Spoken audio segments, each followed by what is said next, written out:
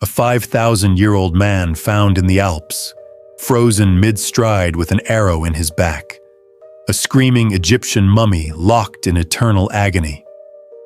Dozens of bodies stacked inside a burnt-out prehistoric house, a massacre now decoded by forensic science. These aren't horror stories. They're real deaths uncovered by scientists, and each one still leaves experts stunned. It started with a melting glacier and the tip of a human shoulder sticking out of the ice. In 1991, two hikers were crossing the Ötzi Alps on the border of Austria and Italy when they stumbled onto what they thought was a recent mountaineering victim. He was lying face down, partially frozen, and still dressed. But when authorities arrived, they realized this man wasn't modern. He was ancient. They had found Ötzi, the Iceman. His body had been lying in the ice for over 5,000 years, perfectly preserved by cold, wind, and isolation. His skin, clothes, tools, and even the contents of his stomach were still intact. It was a once-in-a-century discovery, an untouched time capsule from the Copper Age. But as scientists began to examine him, it became clear this wasn't just a lucky find. This was a murder case. Ötzi had lived around 3,300 BCE. He was about 45 years old, middle-aged for his time, and in reasonably good health. He stood around 5 feet 3 inches, had tattoos across his joints, possibly for pain relief, and carried a copper axe, a longbow, arrows, and a flint knife. His clothing, grass cloak, leather shoes, fur leggings, was functional and layered, showing sophistication in early cold weather survival. But none of that was the real story. It was the arrow lodged in his left shoulder. CT scans revealed the stone arrowhead had pierced a major artery, likely causing him to bleed out rapidly. His death wasn't peaceful. It was violent and possibly intentional. Suddenly, Ötzi wasn't just an ancient man frozen in time. He was a murder victim. What makes his case even more mysterious is how much we've been able to piece together about his final days. Pollen analysis from his gut showed that he had eaten in different altitudes within just 24 hours. First, a meal of einkorn wheat and goat meat down in the valley. Then, later, another meal up in the mountains. He had moved quickly and purposefully. What was he running from or toward?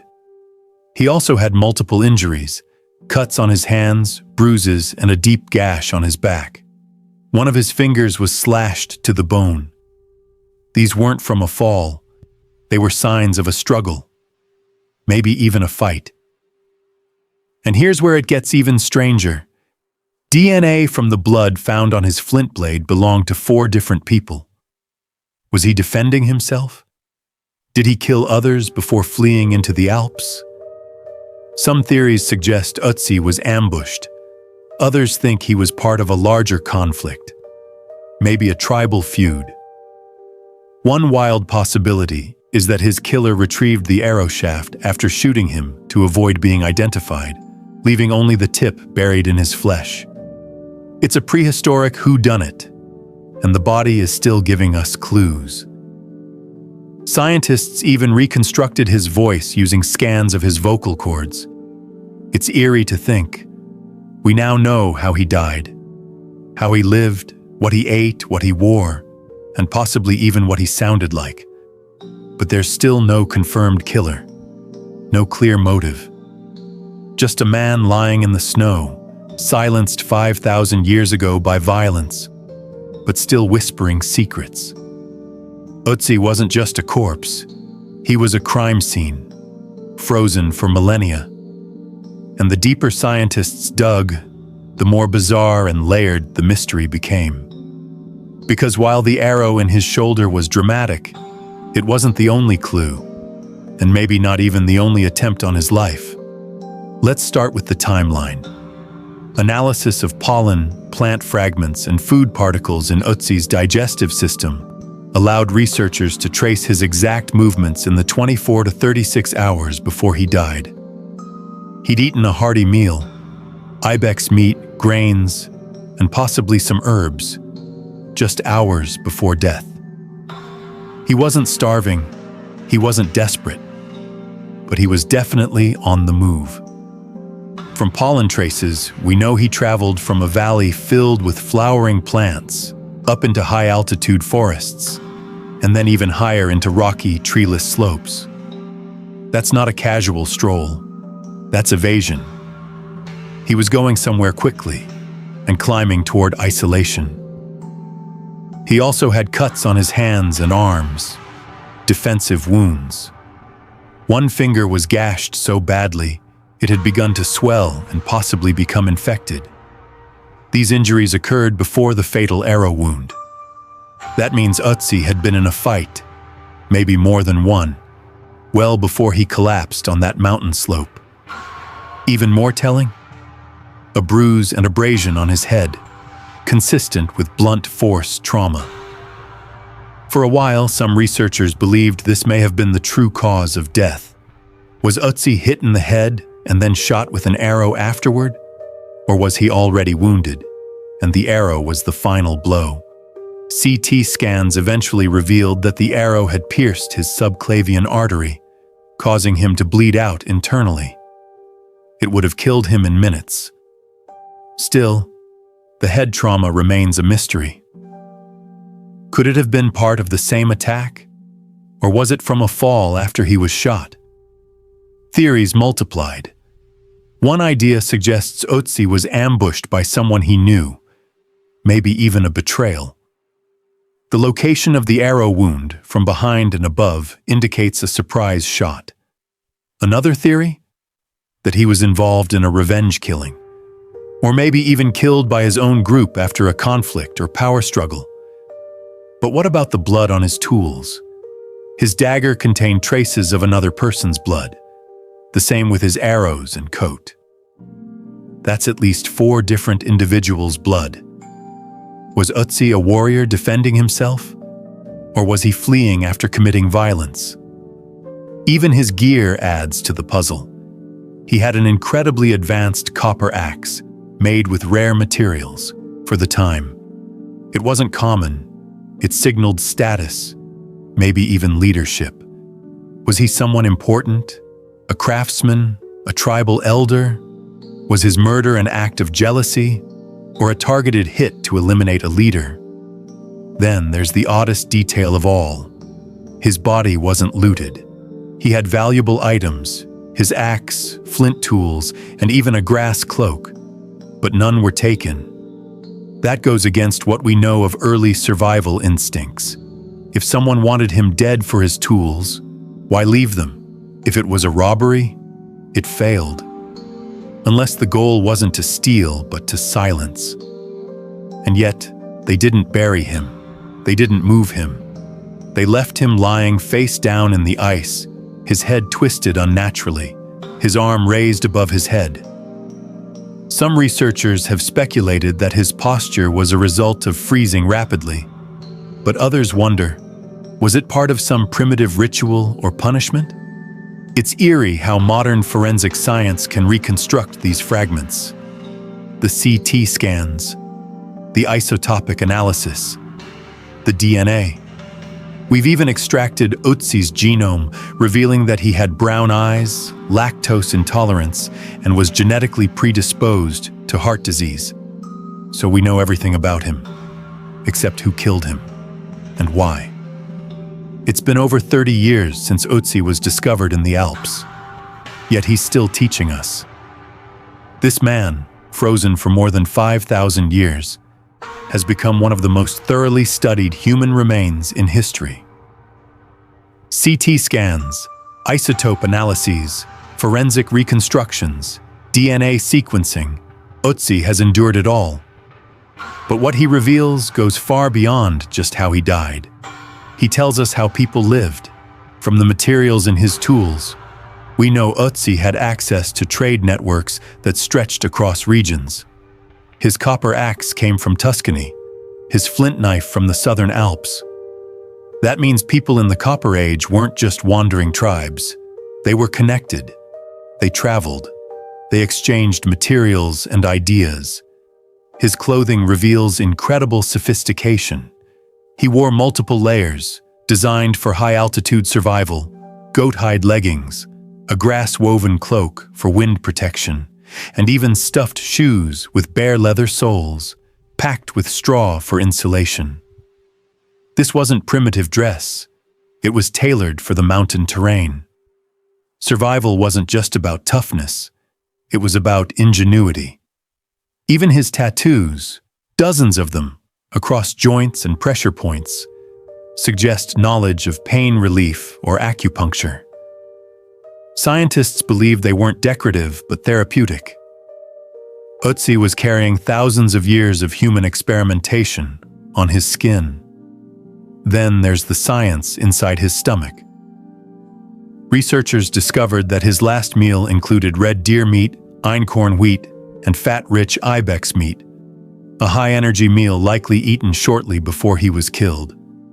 His body was also loaded with whipworm, a parasite, and he had signs of Lyme disease, making him the earliest known human to carry it. All of this offers an astonishing window into prehistoric health, diet, and medicine. But Ötzi's story is also a mirror, a reminder that violence, conflict, and mortality aren't modern inventions. The past wasn't peaceful. It wasn't noble. It was complicated, raw, and often brutal. He was a man caught in the same tangle we are today. Relationships, resources, movement, status, conflict. He lived in a time before writing, before cities, before borders, and yet his death feels shockingly familiar. A sudden betrayal, a chase, a final stand. It's a human story. And that's what keeps scientists and the public so fascinated. We've turned his DNA into digital maps. We've reconstructed his face. We've even digitally recreated his vocal cords to hear what he might have sounded like. He has a museum in South Tyrol dedicated solely to his story. And still, questions remain. Who killed him? Why did he flee into the mountains? Was he alone at the end? Maybe we'll never know. But maybe that's the point. Because Ötzi isn't just a cold case. He's a connection to who we were, to how far we've come, and to how little in some ways we've changed. Strip away the tools, the tech, the time, and you're left with a human being, trying to survive, trying to make it home. And in that frozen final moment, Ötzi became immortal. We often think of the ancient world as a quiet, distant place, but the truth is far louder. It echoes with screams silenced by time, with bones buried in mud and fire, with stories left unfinished in cold caves and shattered homes. From the frozen body of Ötzi, murdered on a mountain pass, to the bog people, sacrificed or punished in a fog of ritual and fear, to the villagers of Nataruk and Kosanivka, killed en masse and left where they fell. The past isn't peaceful, it's haunting. And yet, it's not just the violence that shocks us. It's how familiar it feels.